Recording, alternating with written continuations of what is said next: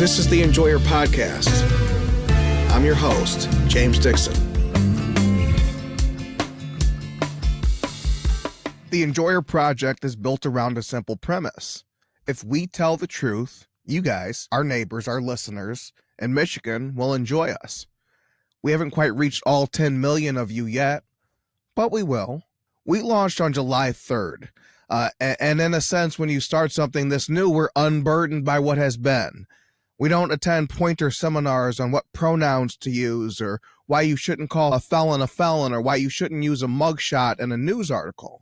And most news you read in 2024 in Michigan, the truth now comes second to political correctness.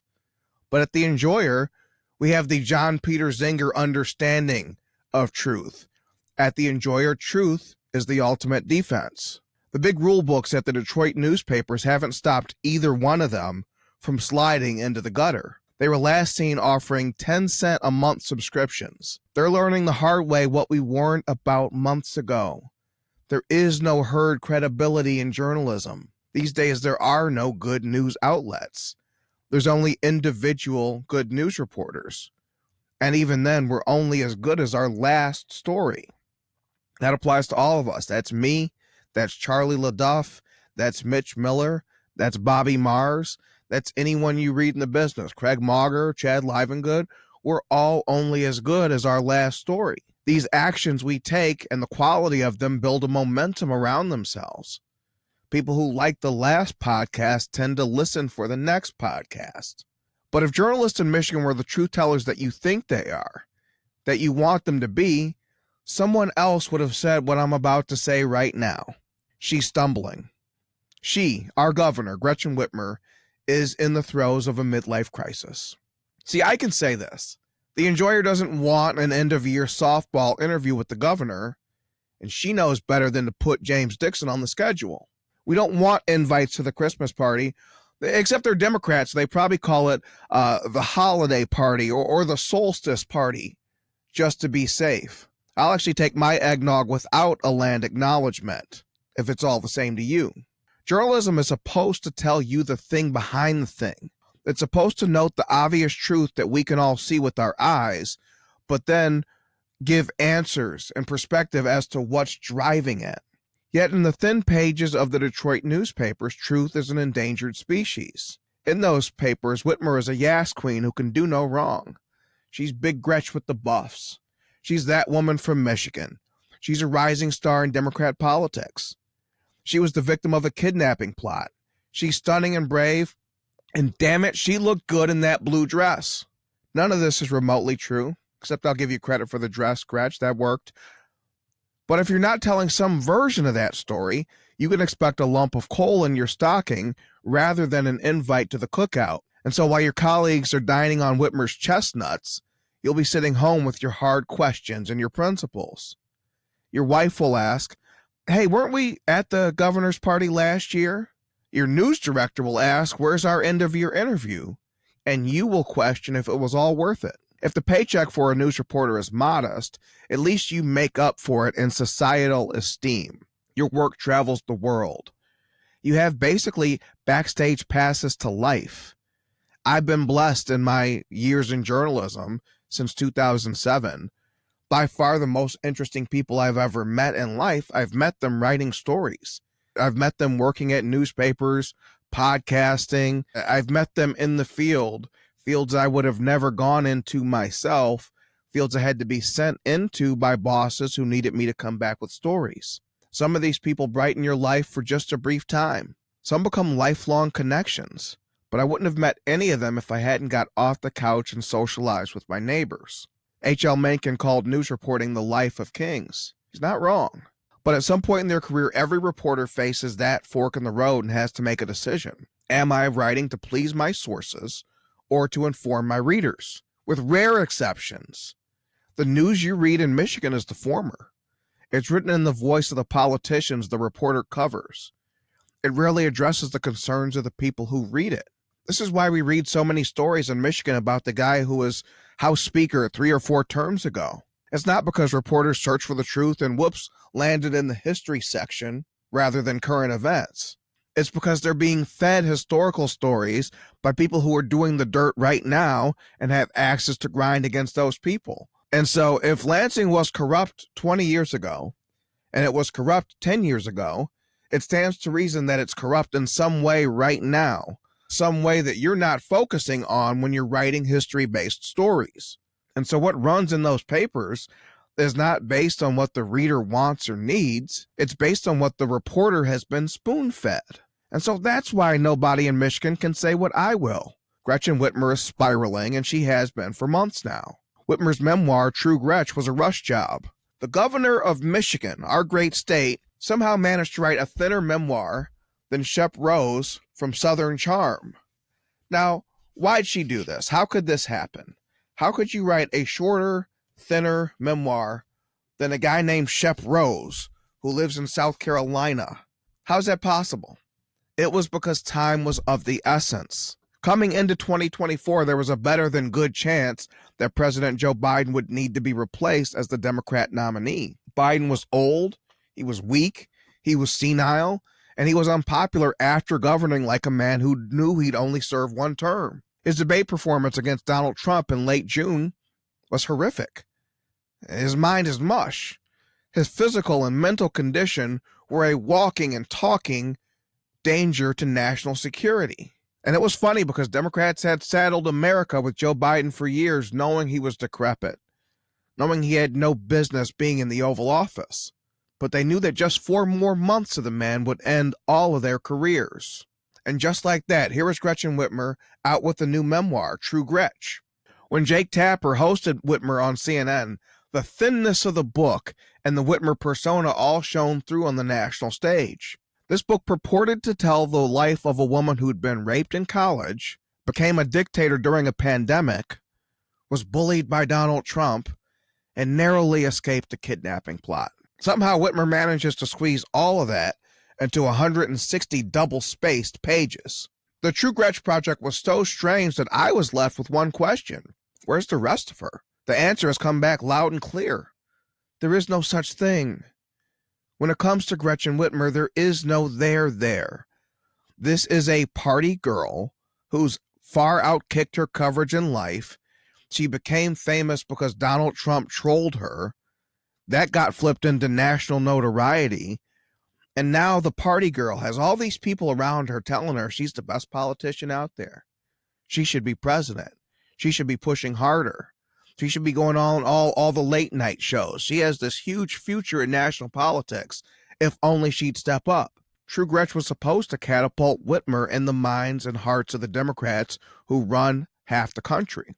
Instead, all it did is showed her to be disloyal and soon irrelevant. Whitmer was actually a Biden campaign co-chair when she was out promoting the book. And yet at a time when Biden was fighting for his political life, in the early days of July, Whitmer, his co-chair, is off freelancing. Whitmer was traveling the East Coast news and late-night talk circuit to talk about herself. While talking about herself, Whitmer actually managed to hammer another nail into the Biden coffin. She told CNN that it wouldn't hurt if the old man submitted to cognitive testing. This was the ultimate betrayal. It and the timing of the book, the timing of the media tour, it was done with one intent: push Joe Biden off the ballot and Gretchen Whitmer onto it. With our democracy hanging in the balance, Whitmer wanted to benefit from the great switcheroo. So she timed her rise to come simultaneous with the fall of the man whose campaign she co-chaired. This was widely viewed as gross. Whitmer soon found herself in Biden's doghouse. On July 4th, the day after the Enjoyer launch, Biden sent California Governor Gavin Newsom to Michigan's west side rather than Whitmer. Whitmer was clearly outside the circle of trust at this point. And so when Biden dropped out, somehow, overnight, in the space of just a few tweets really, a consensus formed immediately that Harris should replace him. There'd be no primary at that late date, but in this case, there wasn't even a smoke-filled room. It was just a few tweets from Biden and from Bill Clinton. Barack Obama notably asked for a process, and there was none. But a few tweets is all it took to elevate Harris. And just that quickly, Whitmer and Newsom found themselves removed from the sweepstakes or took themselves out of it. Now, you might be stung from what happened in 2020. You might be disappointed by the fact that 2022 wasn't the red wave that everyone thought it was going to be. And so you might be sitting here today, a month from the election, just weeks from the election, really, thinking that the Democrats somehow have this magic wand where they're able to steal every election. But that theory doesn't really hold up well to human events. If Democrats could just steal the election, why would they replace Joe Biden? And if victory was assured, why would Harris shy away from Whitmer from a two-woman ticket? If Harris is historic, a two-woman ticket would have been double historic. If Democrats would have won no matter what, why wouldn't they do this? Why would Harris feel the need to avoid the excesses of Newsom and an all-California ticket? And furthermore, why would Newsom and Whitmer, and especially both of them, pass on the chance at 2 tickets to paradise? It doesn't make any sense. If this thing was a baked-in, guaranteed win, they would ride those coattails to Washington. True Gretch was the victim of bad timing, yes, but also bad execution. The book contained no harrowing stories of Whitmer's time as a would-be kidnapping victim. If anything, it did the opposite. It quotes Whitmer telling her daughters that she actually wasn't in any danger. Then, on July 13th, Whitmer's bad timing got worse. That day, Donald Trump was shot in the head. Trump's actual assassination attempt made the Whitmer kidnapping hoax look like what it was. It was fake. It was fictitious. It was not real. This was not something that actually happened. Remove the FBI from existence, and no one would ever think Whitmer was going to be kidnapped. So if Whitmer is not a kidnapping victim, and she's not the next Democrat who's going to be president, and she's maxed out in the governor's office in Michigan, what is she? Adrift, afloat, aimless. Whitmer was last seen this weekend in Southfield, my town, over the weekend. The governor stopped into a bar to wet her whistle. She pounded a shot of tequila with my neighbors. Now, how do I know this? Am I Charlie LaDuff and I have inside sources at every watering hole in the 248? No. I know this because Whitmer's team posted the video themselves of a 50-year-old woman going to a bar and doing shots. Good stuff, guys. Another video shows the governor wearing Cartier glasses, or buffs as they're called, 2 miles south of me in Detroit. The brief clip existed for no other reason than to show Whitmer literally mugging for the cameras. In just 2 seconds, the clip reveals the ultimate tragedy of Gretchen Whitmer. As a high school sophomore, Whitmer went through the sophomore slump. She and some friends thought it would be a good idea to get drunk in the school parking lot. Whitmer actually passed out there and was found there the next morning. True Gretch portrays this as a wake-up call, the inciting incident that put Whitmer on a path to straighten up and fly right. The next year, as a junior, Whitmer actually won a Most Improved Student Award, and then she ends up as a senior getting the FAT letter, the acceptance letter from Michigan State. So when she had something to strive for, Whitmer turned on the burners and hit a new gear. She turned kind of the worst moment of her life, and at that point, into the biggest win of her life at that point. But the opposite seems more likely today. Let's say Harris wins on November 5th. That pretty much ends Whitmer's career in national politics before it starts. Harris wins in 2024.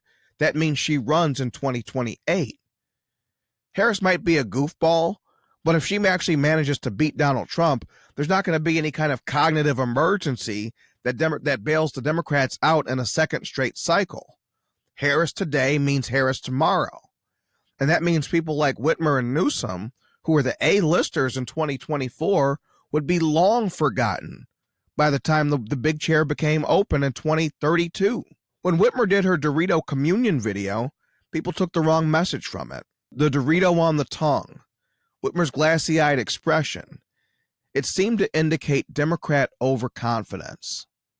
The kind of overconfidence that makes someone who's observing an election ask, what do they know that I don't?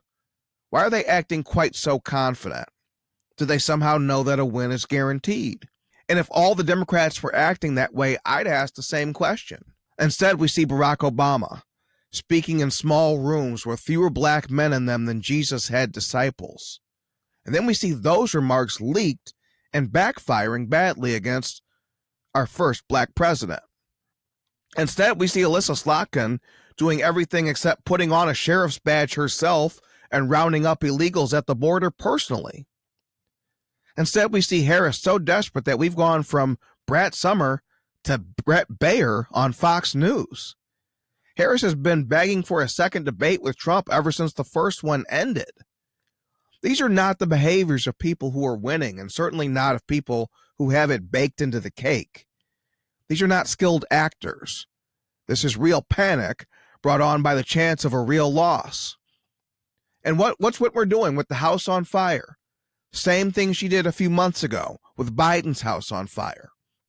Same thing she did in 2014 when she declined to join the Mark Schauer ticket in his race against Governor Rick Snyder. Same thing she did earlier this year when she declined to join Harris as a running mate. Whitmer is being a bad teammate. Gretchen Whitmer is not cheering for Kamala Harris now any more than she was for Schauer in 2014. A Schauer win would have left Whitmer without a clear next move. Instead, Schauer lost, and Whitmer got the big chair for herself 4 years later in 2018. A Harris win would leave Whitmer without a clear next move, and there's not even a big chair to go for the next time. So no, Whitmer's Dorito communion, that was not a sign of overconfidence. It didn't bring in any new voters to Harris. Instead, it might have turned off a good portion of Michigan's 1.8 million Catholics from supporting Harris. Whitmer had nothing to gain from the Dorito communion, and Harris had everything to lose, and Whitmer did it anyway. Whitmer wasn't being overconfident. She was tanking Harris. If Trump wins, Whitmer will now have an enemy to fight. She's pretty much vanquished all the Republicans in Lansing who might be a challenge to her. And so Whitmer would look for another boost from Trump to stay relevant on the national stage. But even then, that runs out after a few years. She's maxed out in 2026. She's going to have to start 2027 with some type of job somewhere else. And so let's think about what that might be. People talk, okay, let's say Harris wins. You think Whitmer really wants to serve on Harris's cabinet? So when Harris needed a partner to run against the biggest threat to our democracy we've ever seen, baby Hitler, Donald Trump, Gretchen Whitmer said no, publicly. Now that Harris wins, she's going to be invited to the harvest and given the seat she wants? If she didn't want to be number 2 to Harris, why would you want to be number 8, number 11, number 15 to Harris? It just doesn't make sense. She doesn't want to work for Harris. She wants the big chair that she wins herself. So that's out. Okay, is she going to get some kind of fake CEO job? That's a pretty common path. No, she's not. I think anyone who's had a chance to look at Gretchen Whitmer knows she's not going to run your company. That's not a thing. Is she going to be a professor like Jennifer Granholm, or maybe a TV personality? It's tough to see either working out. Gretchen Whitmer pretty much unanimously bombs on the national stage whenever she gets a chance. Professor? You think someone who wrote a 160-page book about their life has something to teach college kids? Maybe how to load up a beer bong, but I mean, a professor? What school? I can't even see MSU doing that, honestly. As our friend of the show, Anna Hoffman, says, probably the most likely path for Whitmer after this is abortion influencer. So there's a very good chance Whitmer is not going to have much power come November to even use against Donald Trump. All she's going to have is the bully pulpit. So right now, as we're sitting here, Democrats hold all the gavels in Lansing, but they only hold a 2-seat majority, 56 seats to 54 in the Michigan House. The Michigan House is all of it. All 110 seats are up for grabs in November. Republicans only need 2 seats to flip it.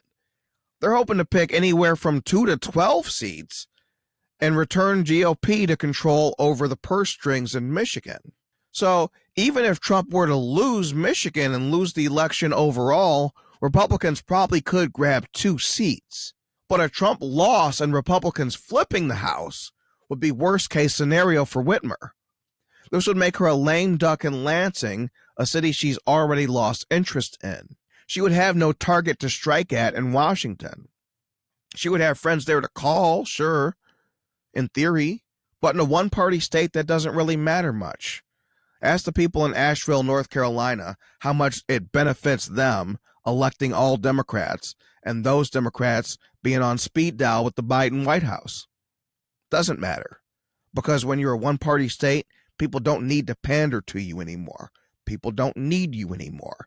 They wouldn't need Whitmer anymore. So Whitmer would have no chair to go at, no target to hit. She'd only be allowed to wait in line, and no freelancing this time, Gretch. When Whitmer faced her biggest failure in high school, she focused on the next thing, getting into college. She straightened up her act. She became the most improved student. But without a target to shoot for now, Whitmer is slipping. We've seen her shoehorn herself into a sorority house to hang out with college girls. At this point, Whitmer might be due for a return trip to that school parking lot. Idle hands have led our governor to become the worst version of herself. She wasn't rising fast enough, so she wrote a pamphlet of a memoir to get herself on late-night TV. When Biden dropped out, she wasn't black enough to replace him. So she pouted and freelanced and gave a Dorito communion and then acted shocked that people who have a faith in God would actually hold sacrilege against her. When she wasn't getting enough attention, she called more to herself. She wore buffs. She called herself Big Gretch. She harkened back to a time when it looked like she might matter in national politics. And when she needed to wash that disgusting Dorito taste out of her mouth, Whitmer headed to a bar in Southfield to take shots. Our governor, Gretchen Whitmer, is a walking, talking, tweeting midlife crisis. Whitmer is proof that you can take the girl out of the party, but you can never take the party out of the girl.